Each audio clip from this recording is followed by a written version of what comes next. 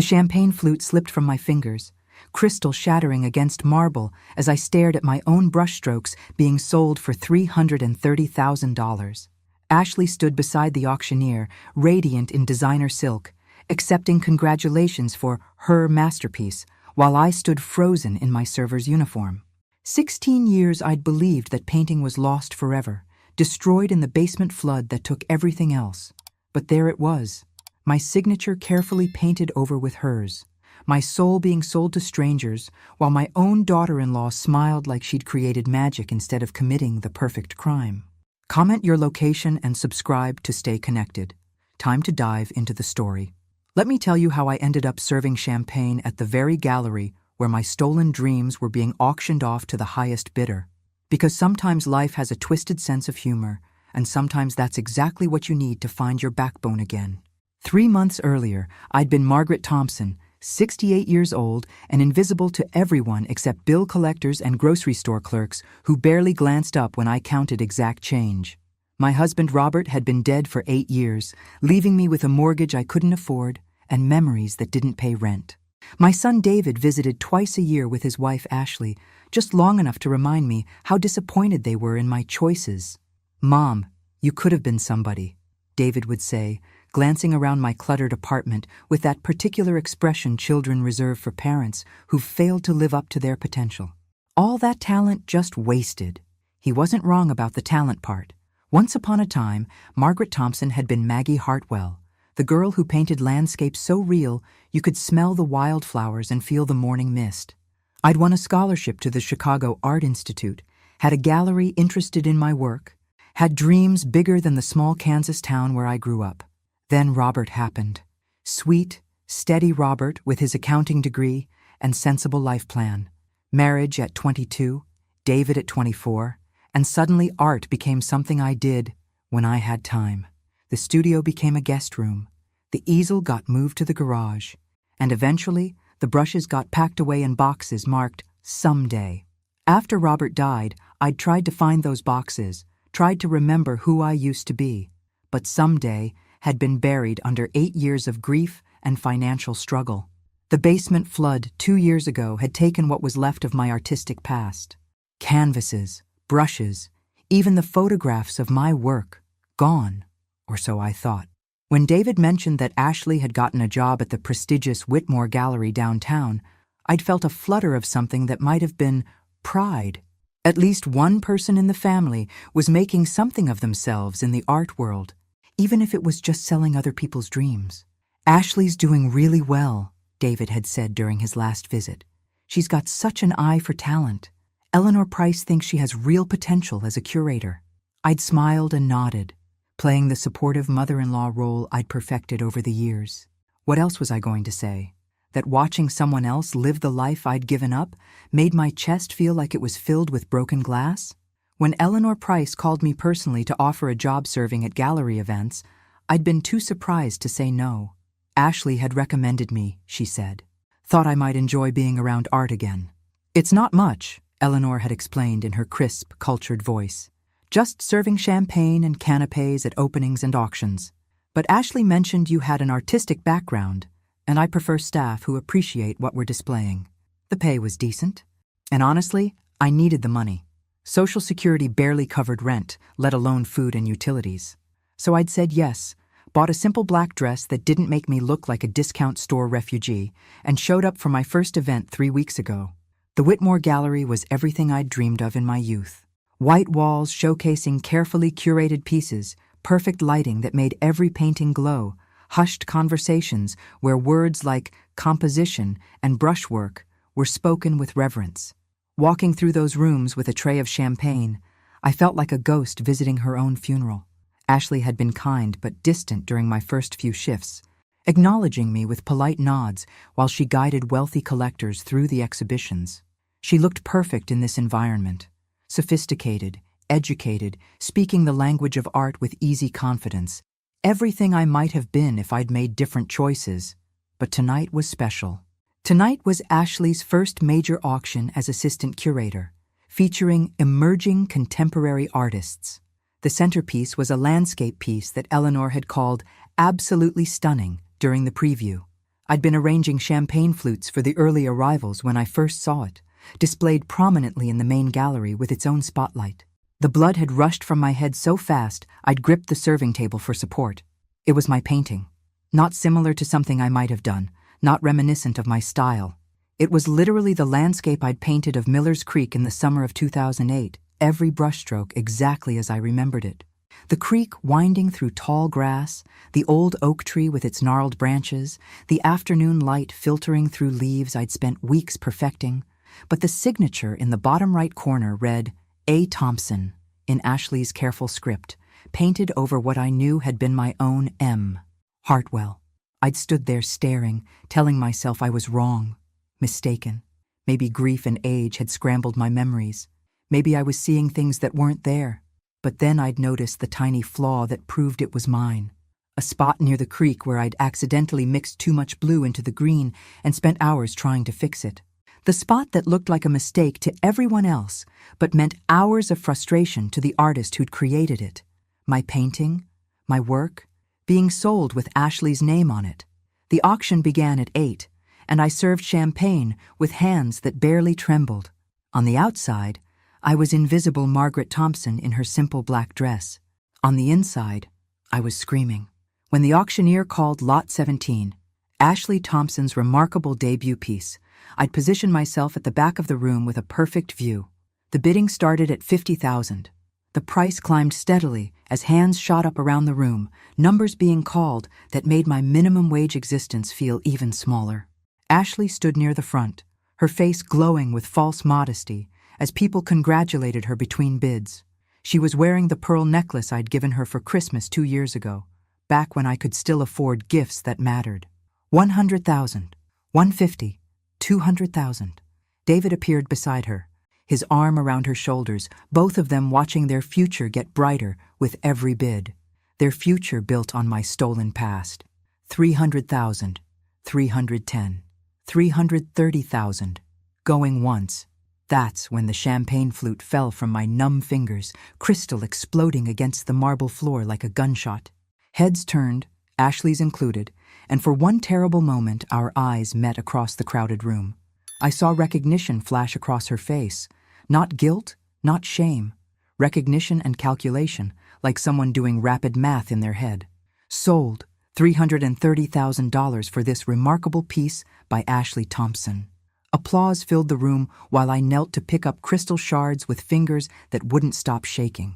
A security guard appeared beside me with a small broom, his voice kind but firm. "Don't worry about it, ma'am. Happens all the time at these events. Why don't you take a break?" I nodded and headed for the staff room, leaving behind the sound of celebration and the sight of Ashley accepting congratulations for selling my soul to strangers.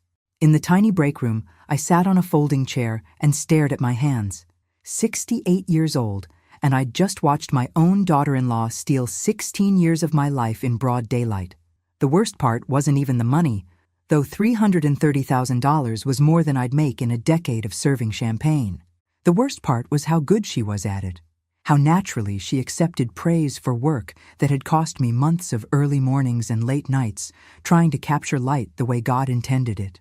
But as I sat there surrounded by stacks of gallery programs and empty champagne boxes, something started burning in my chest that wasn't grief or shock. It was rage. Pure, clean rage that tasted like copper pennies and felt like electricity. Ashley Thompson had made a very expensive mistake tonight. She'd assumed that Margaret Thompson, the broken woman in the server's uniform, was the same person as Maggie Hartwell, the artist who'd once had the fire to dream impossible things. Time to remind her exactly who she'd decided to rob.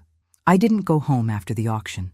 Instead, I drove to the all-night diner on 5th Street and ordered black coffee that tasted like regret while I tried to figure out how a painting I'd watched floodwater destroy 2 years ago had ended up in Ashley's art collection. The memory was crystal clear. I'd been down in the basement looking for David's old baseball cards when the pipe burst. Water everywhere, soaking through cardboard boxes and ruining everything I'd stored down there, including the wooden crate where I'd kept my finished paintings, the ones too painful to display but too precious to throw away. Or so I'd thought. I pulled out my phone and scrolled through my contacts until I found Pete Morrison, the contractor who'd done the flood cleanup. Pete had been Robert's bowling buddy back in the day, and he'd given me a deal on the restoration work.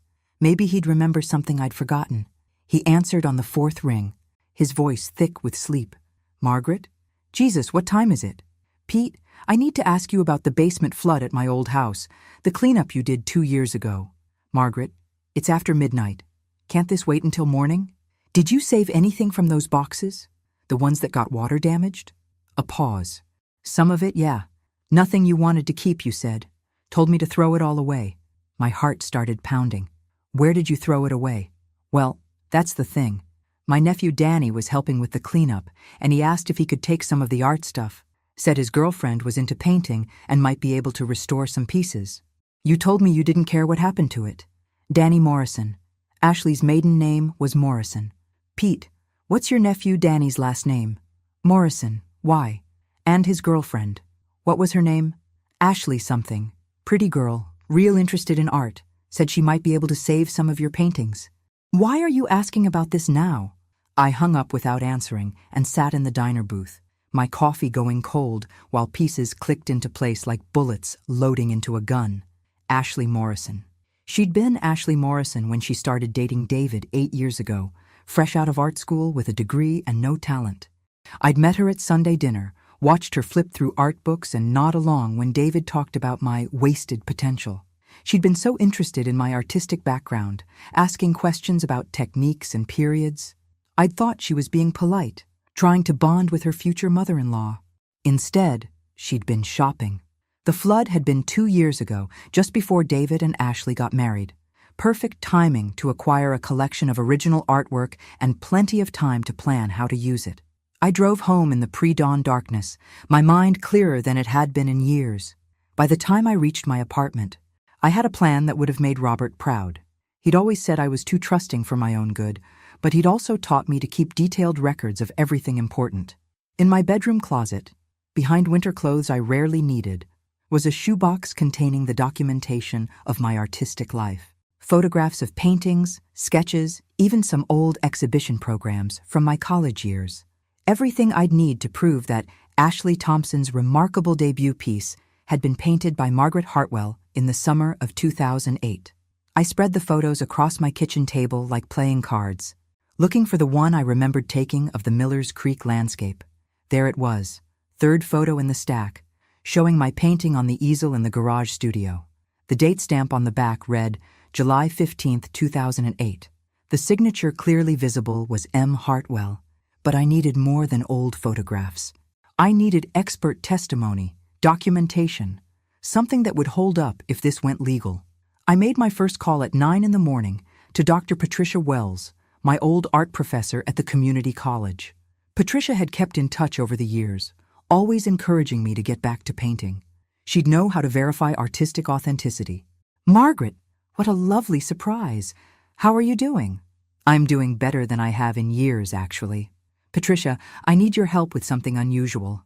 How would someone go about proving they painted a specific artwork?" "Well, there are several methods.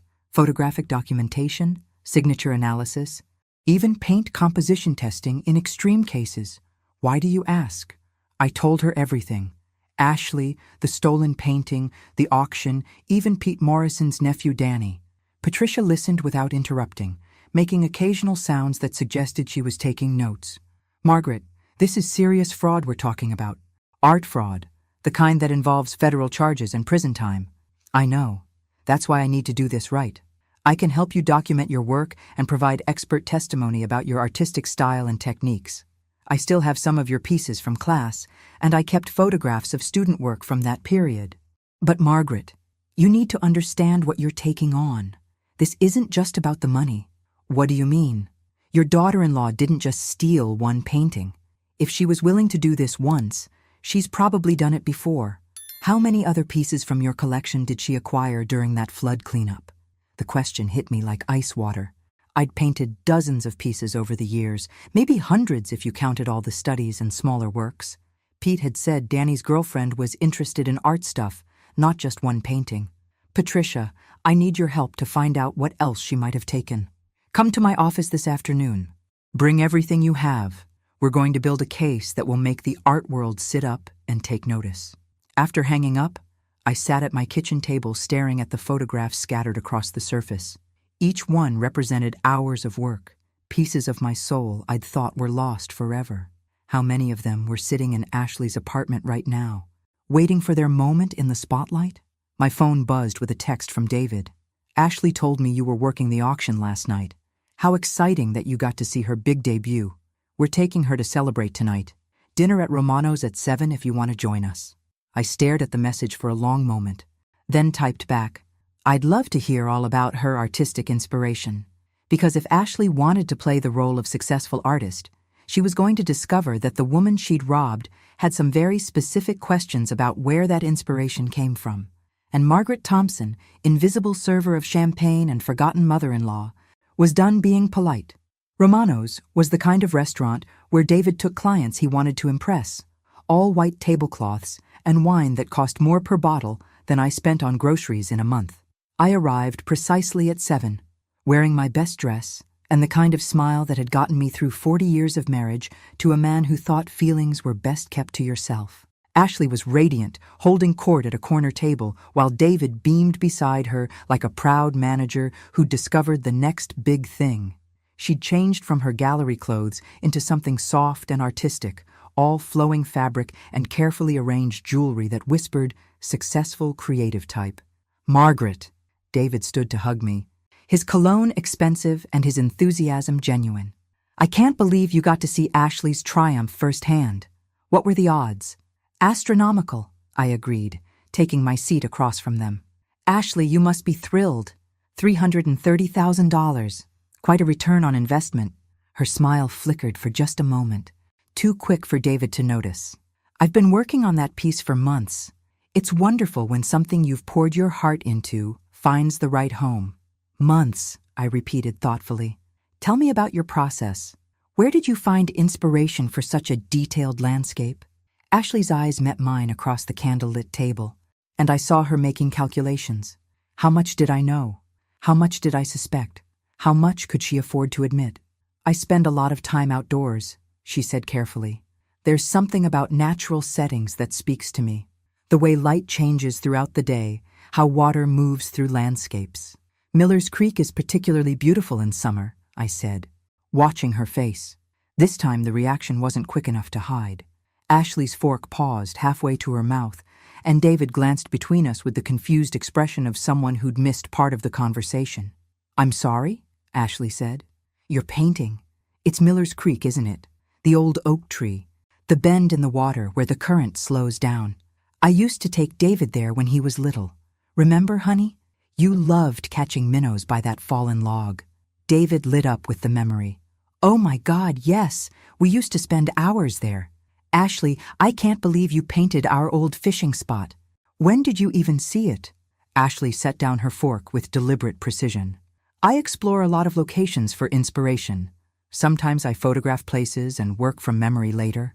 That's fascinating, I said, leaning forward with the enthusiasm of someone genuinely interested. Because I could have sworn I saw some old photographs of that exact spot in my basement before the flood. Same angle, same lighting. What a coincidence that we'd both be drawn to capture it the same way. The silence stretched long enough for David to notice. He looked between Ashley and me with growing confusion. What flood? Margaret, what are you talking about? The basement flood 2 years ago. Remember? When that pipe burst and ruined all my old art supplies and paintings? Pete Morrison did the cleanup. Ashley had gone very still, her professional composure locked in place like armor. David mentioned you used to paint. Such a shame to lose your work that way. Oh, but it wasn't all lost, I said brightly. Pete's nephew Danny helped with the cleanup, and his girlfriend rescued some pieces. Thought she might be able to restore them. Isn't that wonderful? It's nice to know my old work found someone who appreciated it.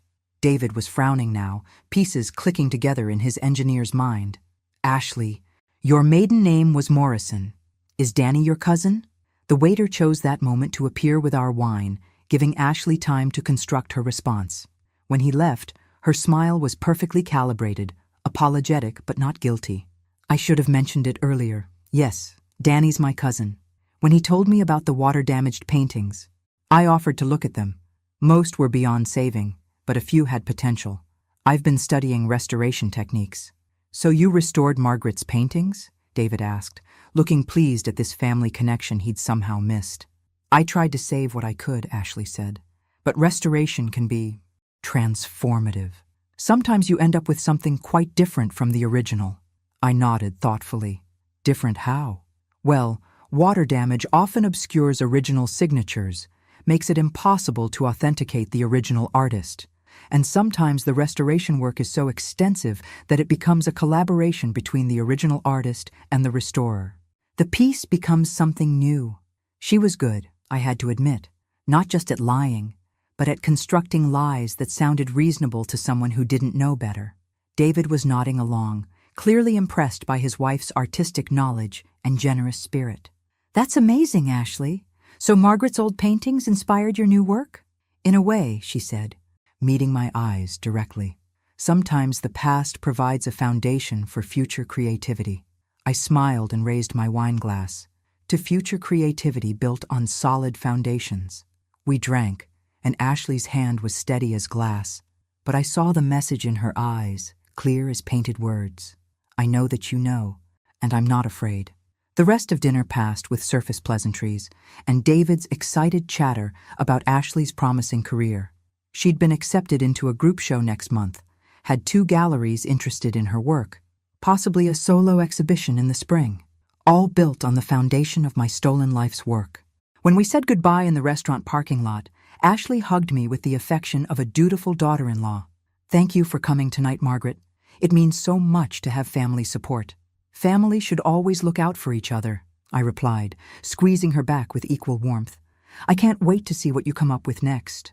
Driving home, I felt lighter than I had in years. Ashley thought she'd won this round by admitting to restoration work while claiming the artistic transformation as her own.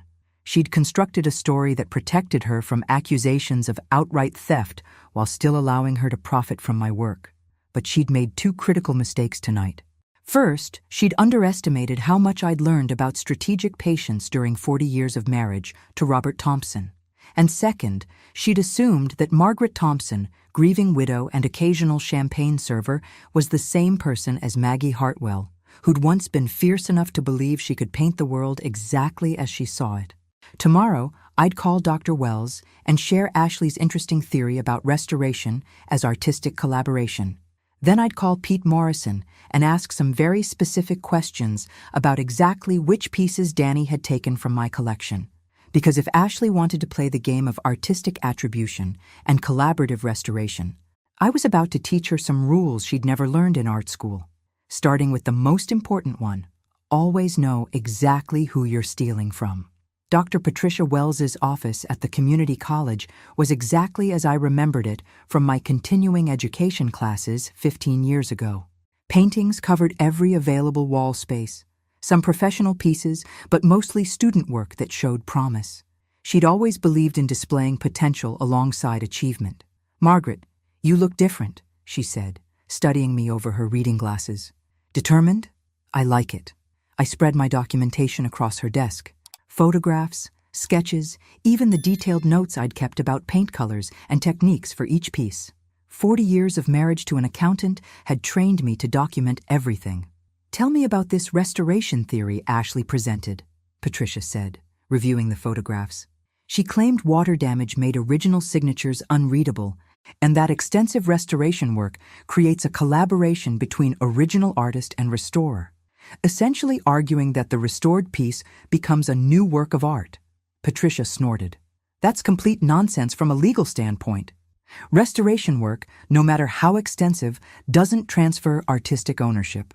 If I restore a damaged Monet, I don't suddenly become co-creator of a Monet. The original artist remains the original artist. She pulled out a magnifying glass and examined the photograph of my Miller's Creek painting. Besides, this wasn't restoration work. This was forgery. Look at this signature analysis. She pointed to where Ashley's A. Thompson's signature appeared over my original M. Hartwell. Under magnification, you could see the different paint layers. See how the signature sits on top of the painting surface instead of being integrated into the final layer? Your original signature was painted over, not restored. That's deliberate fraud, not artistic collaboration. What would hold up in court? Everything you've brought me, plus I can provide expert testimony about your artistic style and techniques. But Margaret, we need more evidence of the scope of this fraud.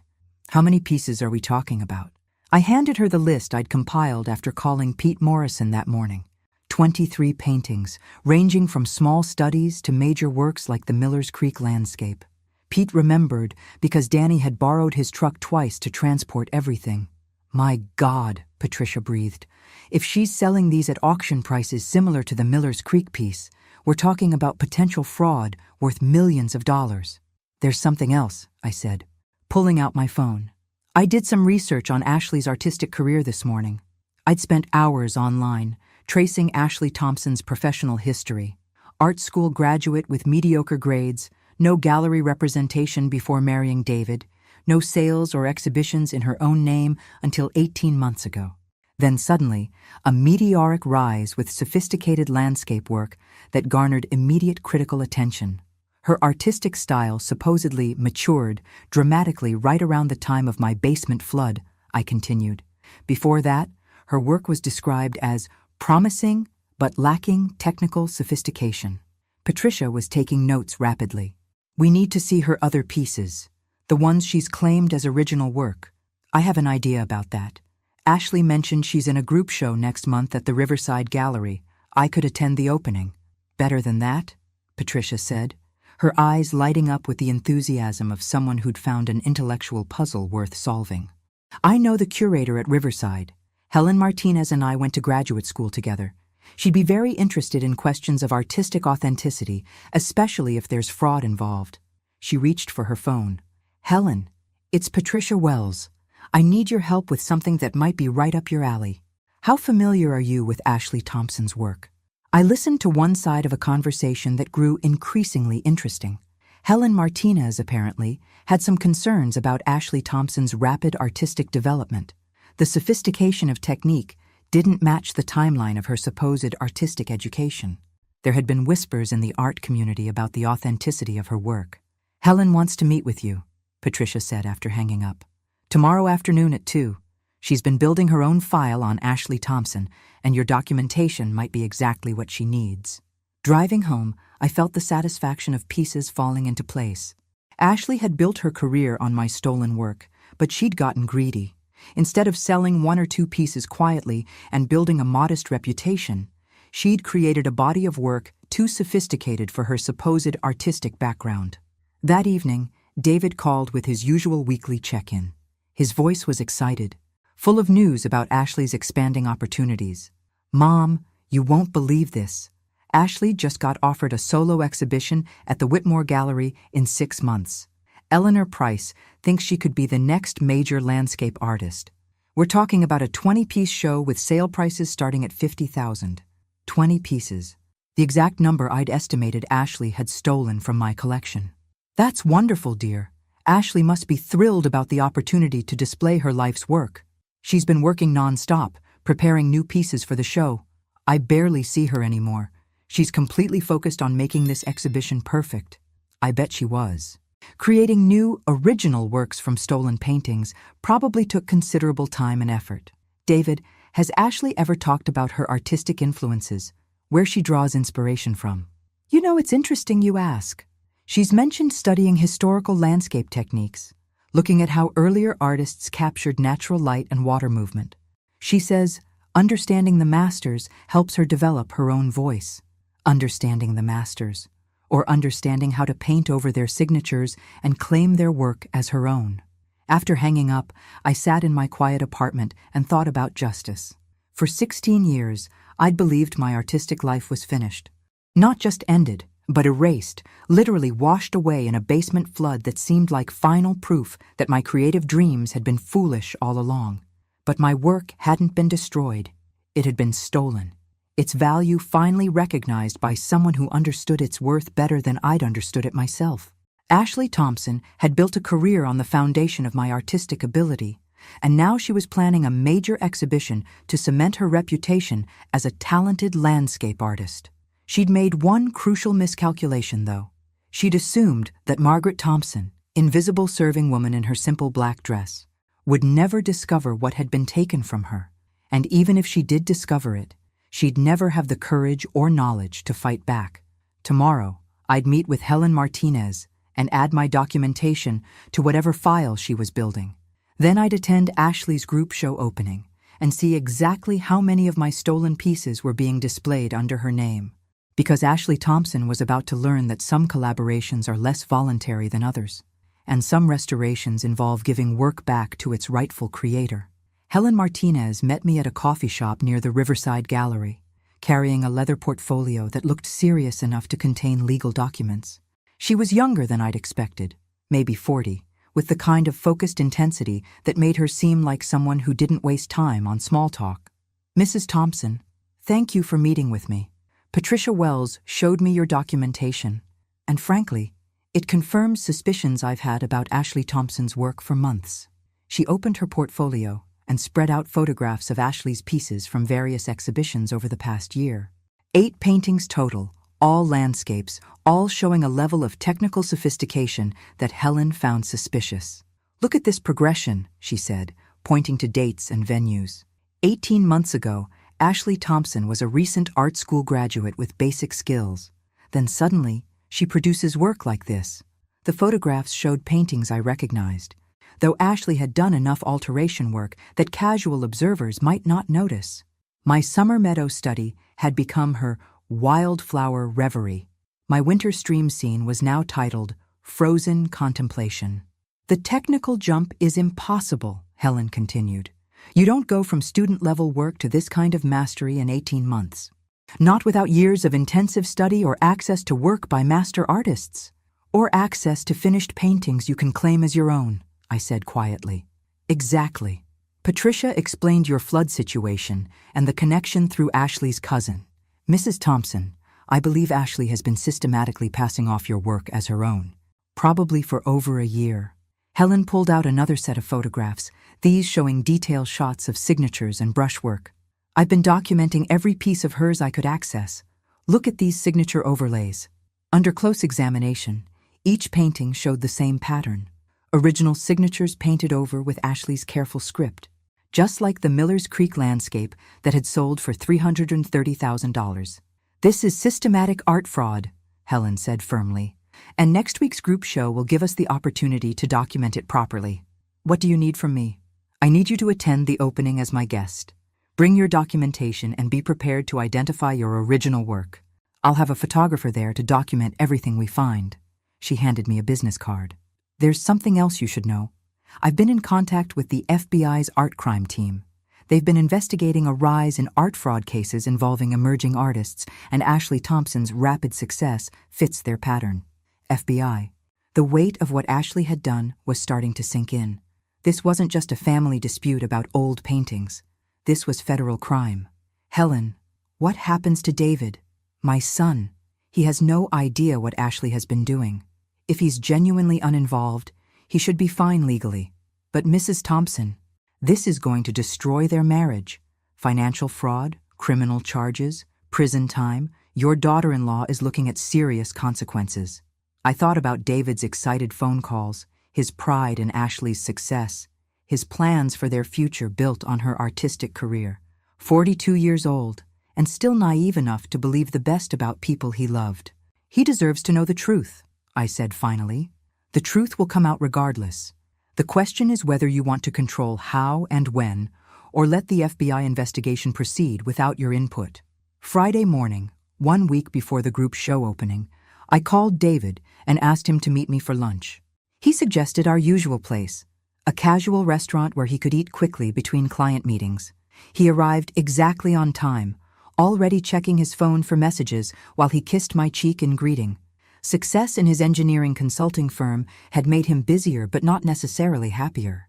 "How's Ashley's preparation for the show going?" I asked after we'd ordered. "Incredible.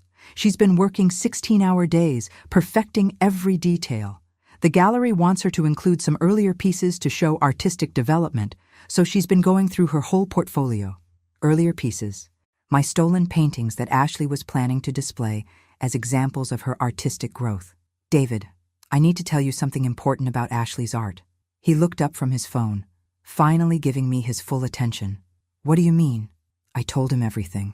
The flood, Danny Morrison, the Miller's Creek painting at auction, my meetings with Dr. Wells and Helen Martinez.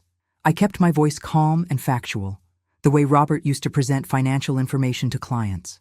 David's face went through several stages: confusion, disbelief, anger, and finally, a kind of sick comprehension as details clicked into place. Mom, this is insane. You're accusing my wife of art fraud. I'm telling you what I discovered when I saw my own painting being sold with her signature on it. Maybe it's a misunderstanding. You said Danny took damaged paintings for restoration.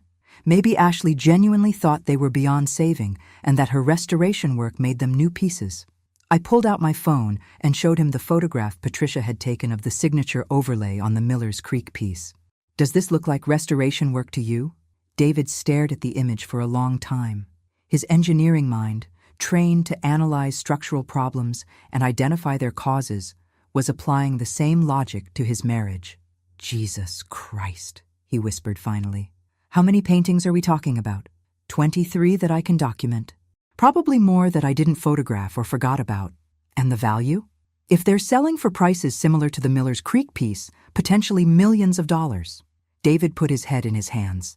When he looked up, his eyes held the same devastated expression he'd worn at his father's funeral.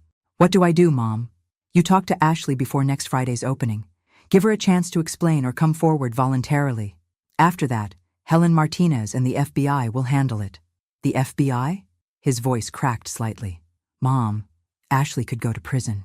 Yes, I said gently. She could. We sat in silence for a few minutes while David processed the destruction of everything he'd thought his life was building toward. Finally, he spoke. She knew, didn't she? When you saw each other at the auction. That's why she's been so stressed about this upcoming show. I think she's known for a while that this day would come eventually. David's phone buzzed with a text, and he glanced at it automatically. Ashley, she wants to know if we can postpone dinner tonight because she needs to work late on preparation for the show. He looked at me with eyes that had aged several years in the last hour. I guess I know what she's really preparing for. Friday afternoon, as I got ready for Ashley's group show opening, I thought about the woman I'd been when I first walked into the Whitmore Gallery 3 months ago. Invisible Margaret Thompson, serving champagne to people living the life she'd given up. Grateful for minimum wage and afraid to want anything more than survival. That woman was gone. In her place stood someone who remembered what it felt like to believe in her own worth, to fight for what belonged to her, to refuse to disappear just because someone found it convenient. Ashley Thompson was about to discover that stealing from the wrong person can be the most expensive mistake you ever make. But first, she was going to have to explain to a room full of art experts exactly where her remarkable artistic talent had come from. And I was going to be there to help her tell that story. The Riverside Gallery opening was everything I'd expected from Ashley's world. Beautiful people holding wine glasses, speaking in hushed tones about artistic vision and emotional authenticity. I arrived fashionably late, wearing my best black dress and the pearl earrings Robert had given me for our 20th anniversary. Helen Martinez found me within minutes, accompanied by a young man with an expensive camera and the focused expression of someone documenting evidence. Margaret, this is James Chen, our photographer. He'll be taking detailed shots of everything we discuss. I nodded, feeling strangely calm despite knowing that tonight would change everything. Around me, people admired Ashley's remarkable artistic development, while I prepared to reveal exactly how that development had occurred. Ashley looked stunning in a flowing midnight blue dress, her hair swept up to show off diamond earrings that probably cost more than my rent. She was holding court near a painting I recognized as my autumn forest study, now titled Seasonal Transition, and priced at $45,000. Mrs. Thompson, she approached with her perfect gallery smile, air-kissing my cheeks like we were old friends. I'm so glad you could make it. David said you were feeling under the weather. I'm feeling much better now, I replied, studying her face for any sign that she knew tonight was different.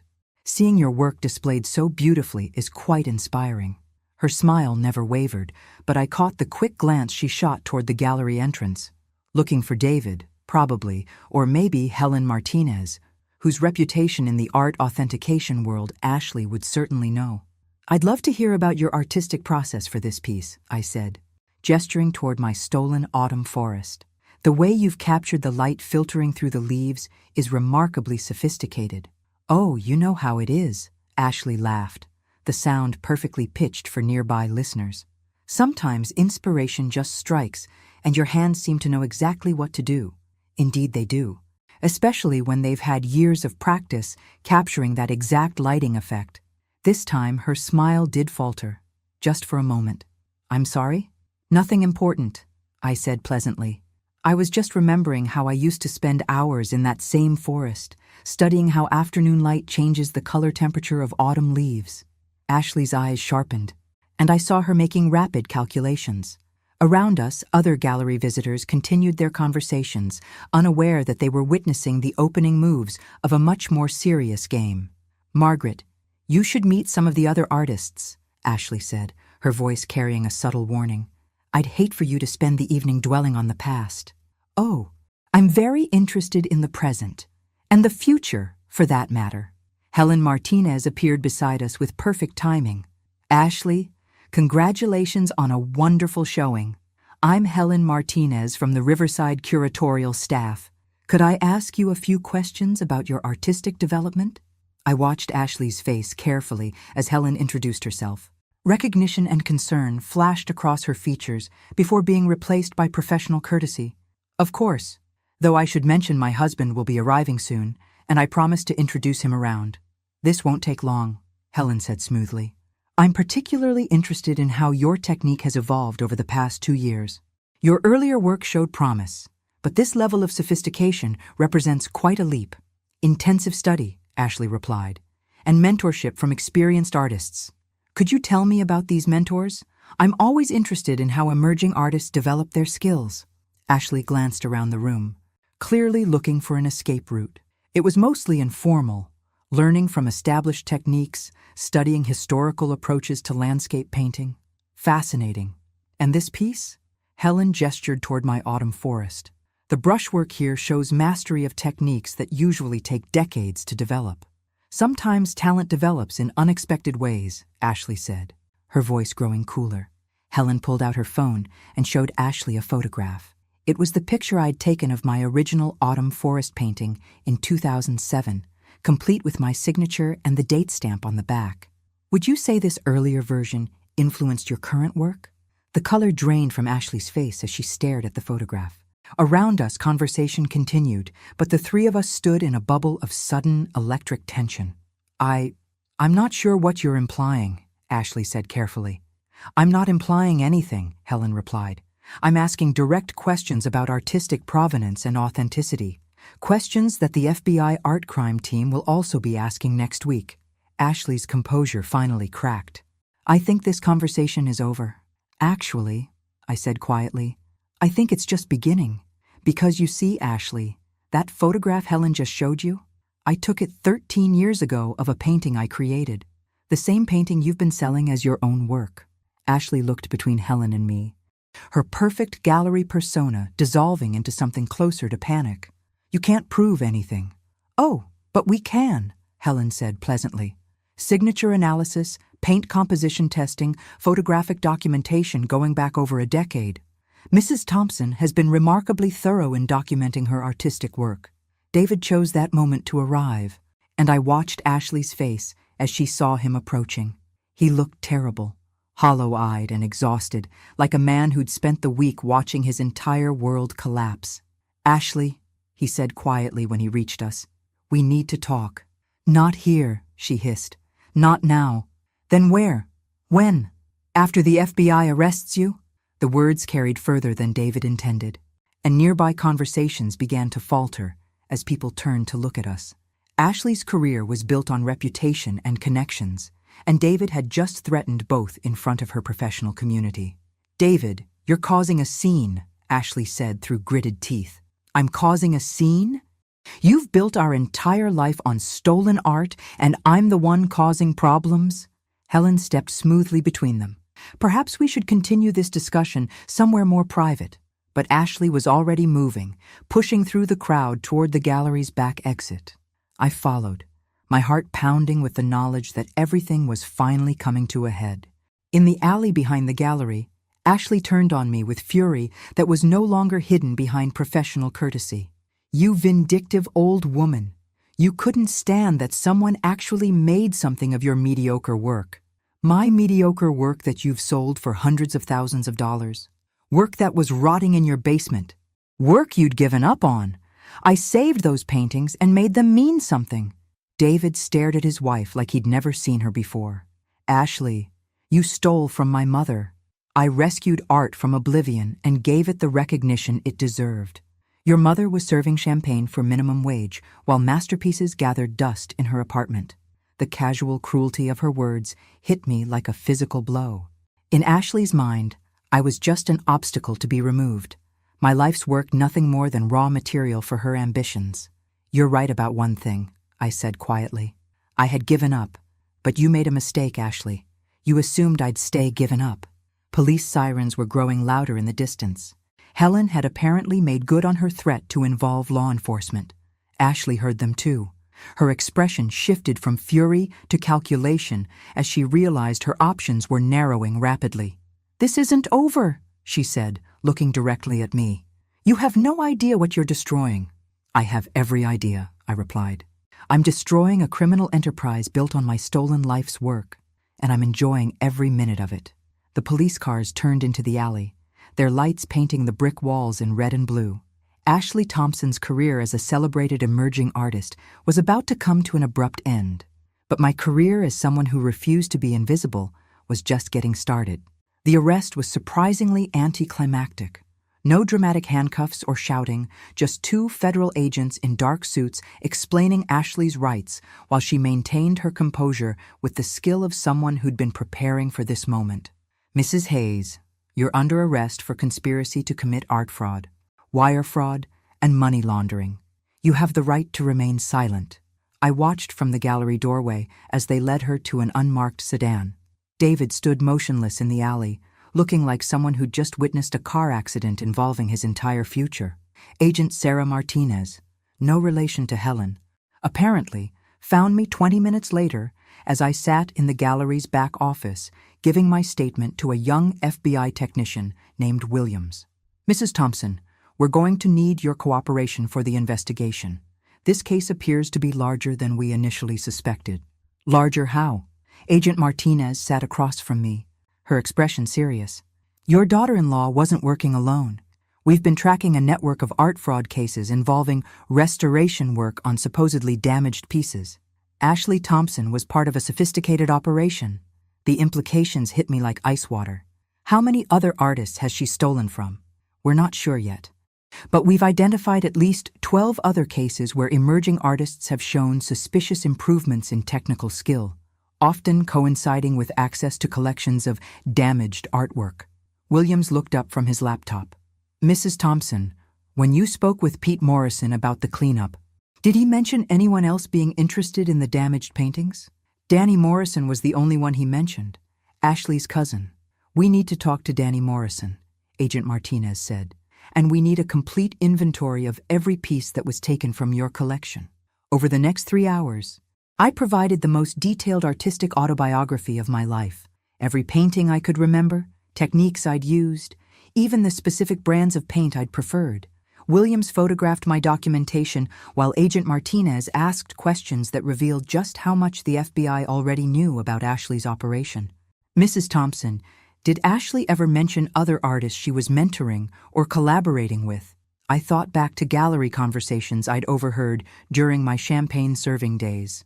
She mentioned studying with historical landscape techniques, but I assumed she meant books or museum visits.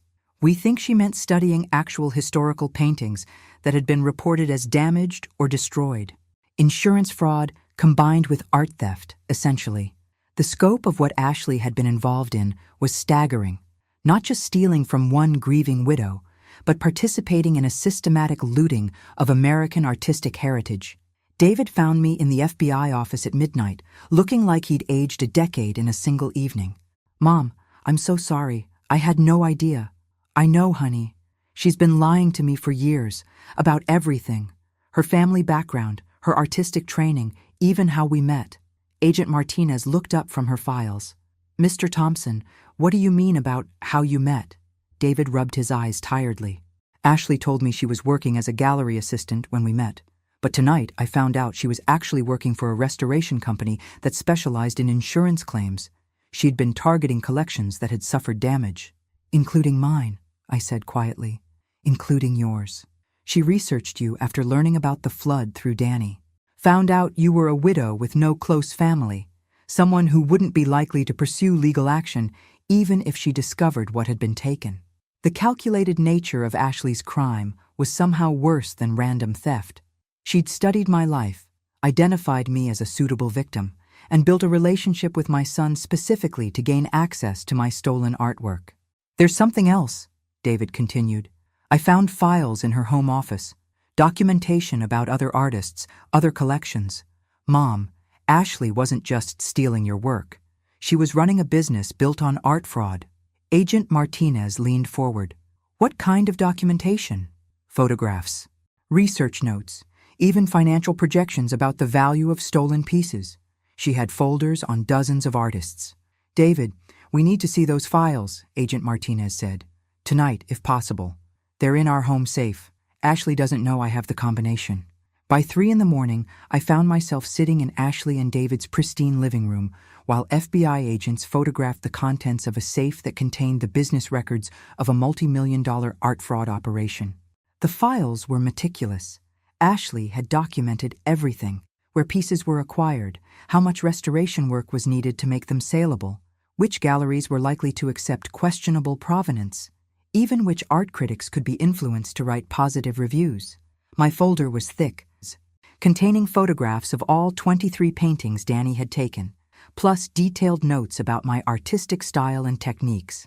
Ashley had studied my work more carefully than any art critic ever had. But what made my blood run cold was discovering that I wasn't Ashley's first victim. The files revealed a pattern going back 5 years, targeting elderly artists whose work had been reported as damaged or destroyed. Insurance payouts for lost collections that were actually being sold through Ashley's gallery connections. Mrs. Thompson, Agent Martinez said, holding up a photograph from Ashley's files. Have you ever seen this woman? The photo showed an elderly woman, maybe 75, standing beside a painting of ocean waves. Her face was radiant with pride and accomplishment. I don't think so. Who is she? Eleanor Caldwell. She died 2 years ago, supposedly in poverty, despite being a talented marine artist. Her family donated her remaining work to charity after her death. Agent Martinez showed me more photos from Eleanor's file. Dozens of paintings, all documented with the same meticulous attention Ashley had given my collection. We think Eleanor Caldwell's family was told her work had been destroyed in a house fire. Meanwhile, Ashley was selling Eleanor's paintings through high-end galleries, claiming them as her own early experiments with marine landscapes. The scope of Ashley's operation was breathtaking. Not just theft, but systematic looting disguised as artistic development, preying on families who trusted that their loved ones' legacies were being properly handled. How many artists total? I asked. We've identified 15 cases so far. Estimated value of stolen artwork approaches $8 million. $8 million worth of stolen dreams, stolen legacies, stolen life's work. Artists who died thinking their contributions to the world had been lost to floods and fires and accidents, never knowing their work was being celebrated and sold under someone else's name. Dawn was breaking as the FBI finished documenting Ashley's files. I stood on the front steps of the house I'd visited so many times for family dinners, watching agents carry boxes of evidence to unmarked cars. David appeared beside me, holding 2 cups of coffee that smelled like salvation. What happens now? He asked. Justice, I said, for Eleanor Caldwell and 14 other artists who deserved better, and recognition for work that never should have been forgotten. The morning sun was painting the sky in shades of gold and pink, the kind of light that had inspired every landscape painting I'd ever created. For the first time in years, I looked at that light and felt the urge to paint it myself, to capture it with my own hands, instead of watching someone else claim credit for seeing beauty in the world. Ashley Thompson had stolen my past, But she'd accidentally given me something more valuable, the knowledge that my work had always been worth fighting for. The media attention began the next morning. "Emerging artist arrested in multi-million-dollar art fraud scheme" was the headline in every major newspaper, and by noon, my phone was ringing with reporters wanting to interview the elderly victim who brought down an art forgery ring. I let them go to voicemail. I wasn't ready to be anyone's inspiration story just yet. Dr. Patricia Wells called around 3 in the afternoon with news that made my hands shake.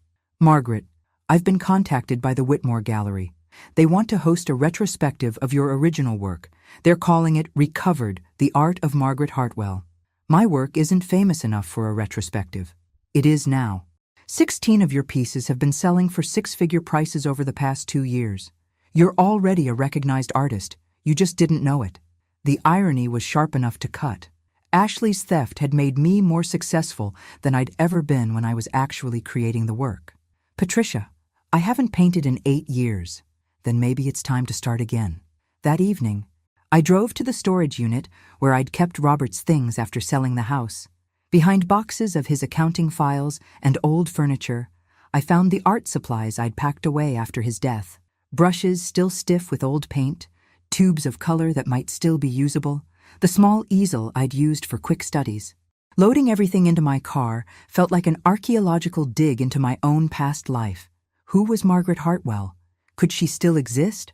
Or had too many years of being Robert's wife and David's mother erased her completely? I set up the easel in my apartment's tiny living room, facing the window that looked out over the city. The evening light was terrible for painting, but it was the light I had. The first brushstroke felt like coming home.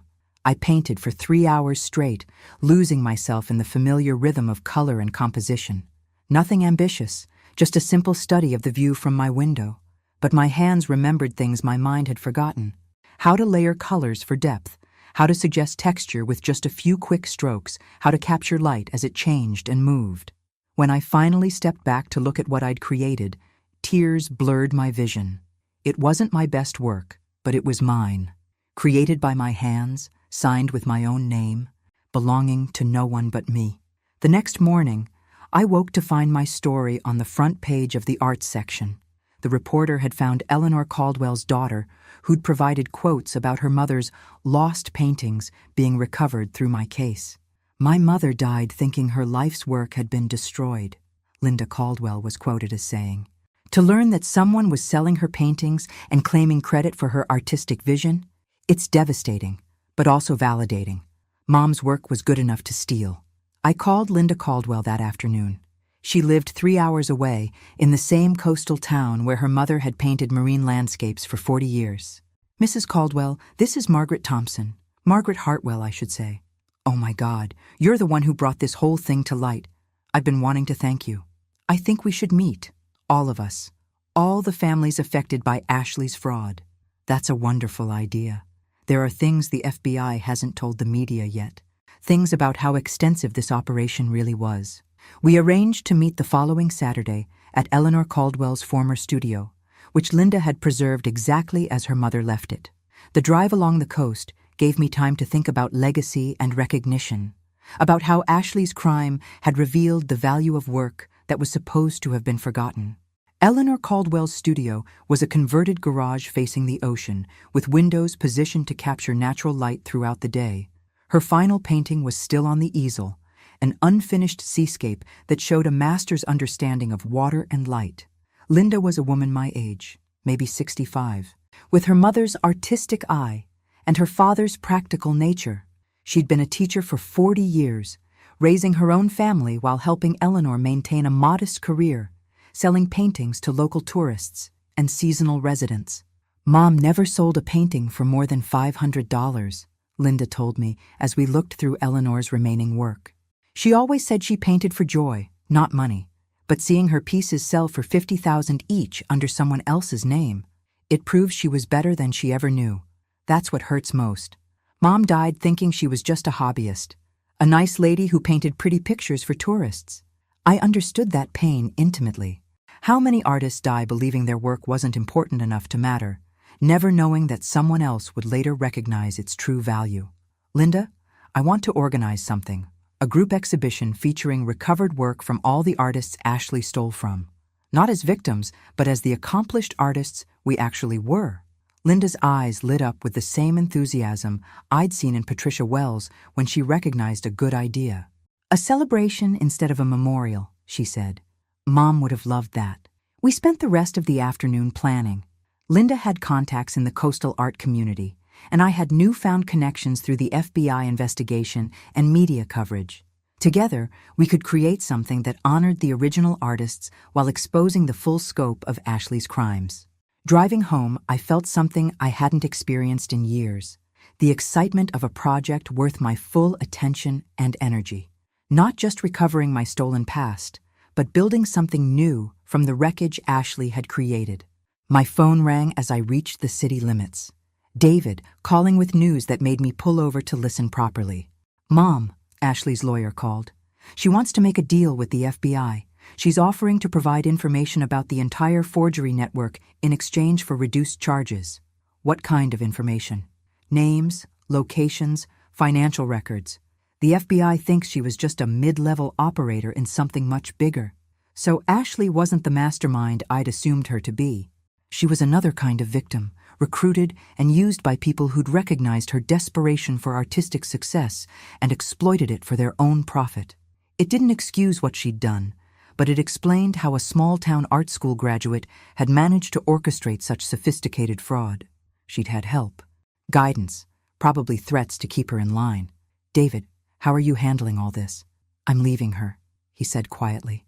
I have to, not just because of the fraud, but because she looked me in the eye for 3 years and lied about everything that mattered. I can't rebuild a marriage on that foundation. I thought about Robert, about 40 years of marriage built on honesty and shared values. David deserved that kind of partnership, not a relationship founded on calculated deception. I'm sorry, honey. I know you loved her. I loved who I thought she was. Turns out that person never existed.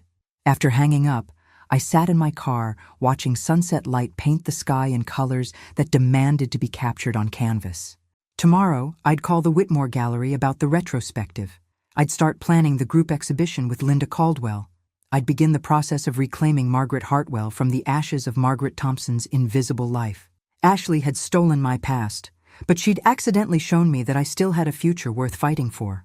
The phone call came at 6 a.m. on a Tuesday, 3 weeks after Ashley's arrest. Agent Martinez sounded exhausted but grimly satisfied. Mrs. Thompson, we need you to come in immediately. Ashley's cooperation has uncovered something we didn't expect. What kind of something? She wasn't just stealing from individual artists. She was part of a network that's been systematically looting museum storage facilities, insurance salvage operations, even estate sales. We're talking about organized crime on a national scale. An hour later, I sat in the FBI field office looking at photographs and documents that revealed the true scope of what Ashley had been involved in. Names, addresses, financial records stretching back over a decade. A criminal enterprise that had stolen millions of dollars worth of art from dozens of sources. This isn't just fraud, Agent Martinez explained. This is cultural theft. They've been erasing artistic legacies and redistributing them for profit. The centerpiece of Ashley's cooperation was a ledger containing detailed records of every piece that had been processed through their operation. Artists' names, acquisition methods, sale prices, gallery connections, a business plan for the systematic destruction of American artistic heritage. Mrs. Thompson, your case was the key that broke this open. Without your documentation and willingness to pursue prosecution, we never would have discovered the full network. I studied the photographs of other stolen works, recognizing styles and techniques from different periods and regions. Abstract expressionist pieces from the 1960s, folk art from rural communities, even some works that appeared to be from museum collections. How is that possible? Museums have security, authentication procedures.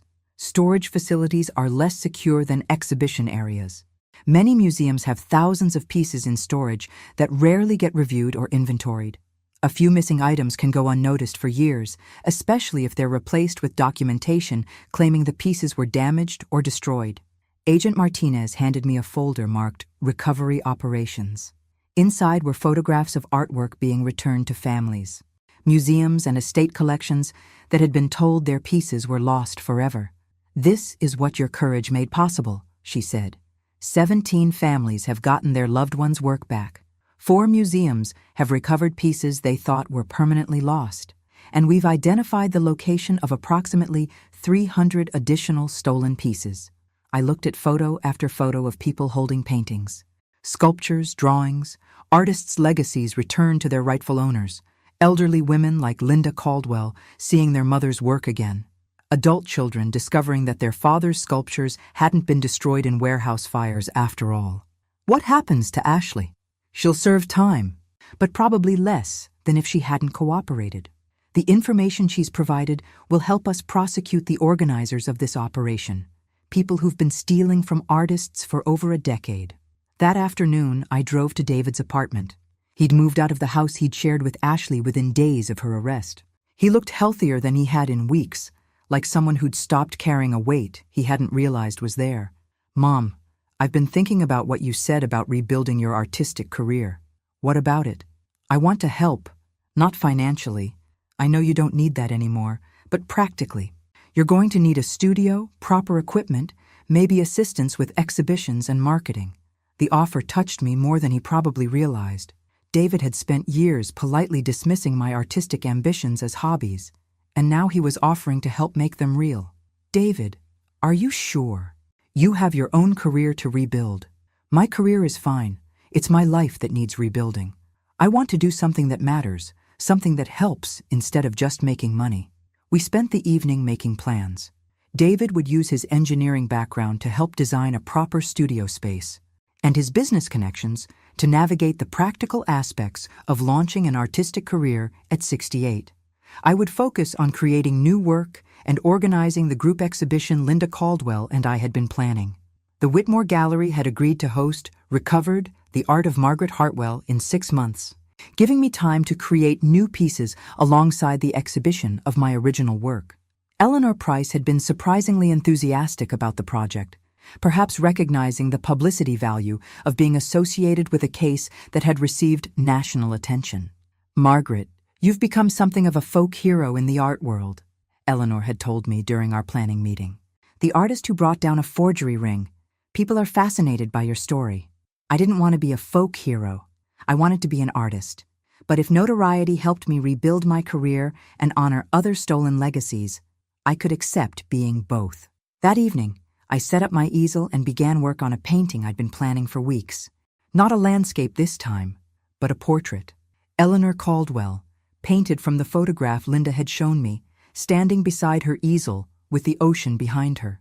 I wanted to capture something specific in Eleanor's expression, the quiet satisfaction of someone who knew her work was good, even if the world didn't recognize it yet. The confidence of an artist who painted for the right reasons, regardless of external validation. As I worked, I thought about legacy and recognition, about the difference between being seen and being valued. Ashley had made my work visible, but she'd tried to erase me in the process. The real victory wasn't recovering my stolen paintings. It was rediscovering the woman who'd created them. The phone rang at 11, interrupting my concentration.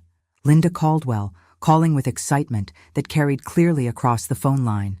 "Margaret, I just got a call from the Norton Museum. They want to participate in our group exhibition. They're offering to host it in their main gallery, with full museum backing. A major museum exhibition for artists who'd been told their work wasn't important enough to preserve." "Linda, that's incredible. There's more. The FBI investigation has identified 43 artists whose work was stolen by this network. 43 families who thought their loved ones' legacies were gone forever." I thought about Eleanor Caldwell's unfinished seascape, still sitting on her easel like a promise waiting to be kept. About my own work, rescued from Ashley's fraud and returned to my name. About artists whose greatest recognition had come after someone tried to steal their contributions to the world. "Linda, we're not just organizing an exhibition. We're building a monument." To what? To the idea that no artist's work should ever be forgotten, and no thief should ever be allowed to steal someone else's vision of beauty. As I hung up and returned to my painting of Eleanor Caldwell, I realized something had fundamentally changed in how I saw my own life. 3 months ago, I'd been Margaret Thompson, invisible widow serving champagne to people living the life she'd given up. Tonight, I was Margaret Hartwell again, artist and advocate, painting portraits of women who refused to let their stories be erased. And tomorrow, I'd wake up and continue the work of making sure no one ever forgot the difference between the two. 6 months later, I stood in the main gallery of the Norton Museum, watching people study my portrait of Eleanor Caldwell with the kind of attention I'd dreamed of receiving my entire artistic life. The museum exhibition, Stolen Voices, Recovered Art, and Reclaimed Legacies, had drawn crowds from across the country, transforming a story about art theft into a celebration of artistic perseverance.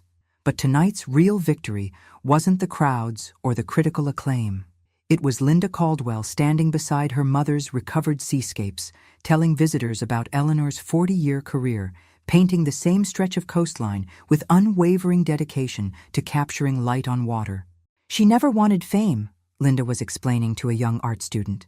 She wanted to paint what she saw beautifully and honestly. Fame was something other people worried about. The exhibition featured work from 38 of the 43 artists whose legacies had been stolen by Ashley's network. 5 families had chosen not to participate, preferring to keep their recovered pieces private. I understood their choice, even if I'd made a different one. Agent Martinez found me standing in front of my Miller's Creek landscape, the painting that had started everything when Ashley sold it for $330,000.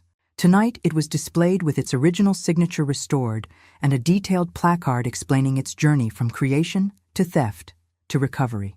Mrs. Thompson, I wanted you to know. Ashley was sentenced this morning, 8 years federal prison, with possibility of parole in 5. I felt surprisingly little satisfaction at the news. Ashley's punishment wouldn't undo the damage she'd caused, and her cooperation had been essential to recovering hundreds of stolen pieces. What about the others? The people who recruited her?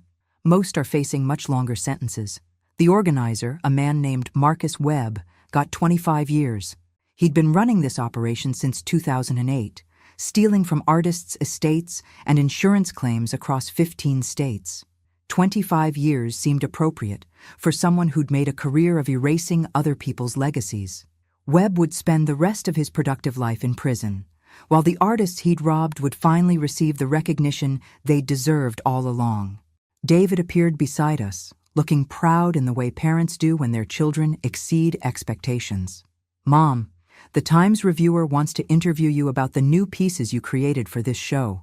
I'd spent the past 6 months painting again, rediscovering techniques I'd forgotten, and developing new approaches to subjects that had fascinated me for decades.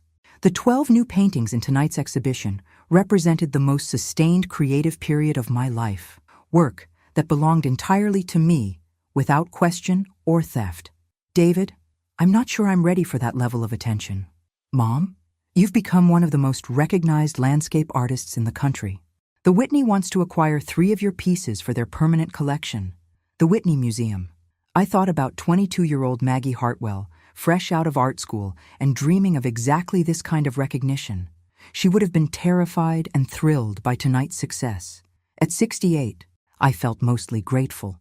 Dr. Patricia Wells joined our small group, carrying a champagne flute and wearing the satisfied expression of someone whose faith in a student had been completely vindicated. Margaret, I have news that I think will interest you. The community college wants to establish the Margaret Hartwell Scholarship for non-traditional art students. People who are returning to their artistic careers after raising families or changing life directions. Patricia, I can't have a scholarship named after me. I'm still learning how to be an artist again myself. That's exactly why you should have it named after you. You're proof that it's never too late to reclaim your creative life.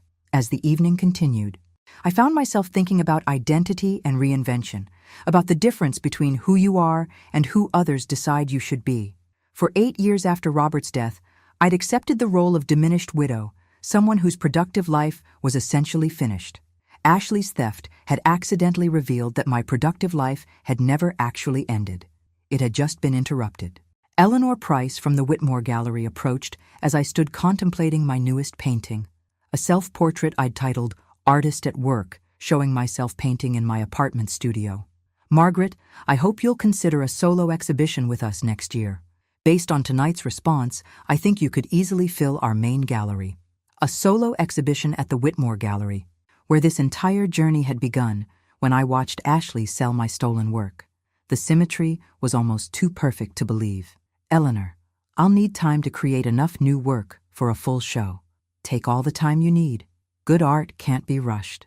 As the museum reception wound down and guests began leaving, I walked through the exhibition one final time. 43 artists represented, hundreds of people who'd come to see work that was supposed to have been lost forever. Stories of survival and recovery, of art that outlasted the people who tried to steal it. In the center of the main gallery, a video installation played interviews with family members talking about their recovered pieces. Linda Caldwell spoke about her mother's dedication to painting the same coastline for 40 years, finding something new in familiar subjects every single day. An elderly man named Robert Jimenez described his father's abstract paintings, created in the 1960s when few people understood or appreciated non-representational art. Work that had been dismissed as worthless when it was stolen, but recognized as significant by the time it was recovered. Each story was different, but they all shared the same themes: persistence, dedication to artistic vision regardless of external recognition, and the belief that creating beauty was a worthy way to spend a life. As I stood watching these testimonials, I realized that Ashley had accidentally given me something more valuable than the money she'd made from my stolen work. She'd forced me to defend my artistic identity, to prove that Margaret Hartwell had always been worth fighting for. David found me standing in front of Eleanor Caldwell's unfinished seascape, which Linda had loaned to the exhibition as a symbol of interrupted but continuing creative life. "Mom, are you ready to go home?" I looked around the gallery one more time, seeing my work displayed alongside pieces by artists whose names were now known because someone had tried to steal their legacies. "Yes," I said, linking my arm through his. "I'm ready to go home and paint." Because tomorrow morning, I'd wake up in my studio apartment and continue the work I'd begun 46 years ago when I first picked up a brush and decided that the world was beautiful enough to deserve careful attention. And this time, no one would ever be able to take that away from me. That away from me. That away from me. That away from me. That away from me. That away from me.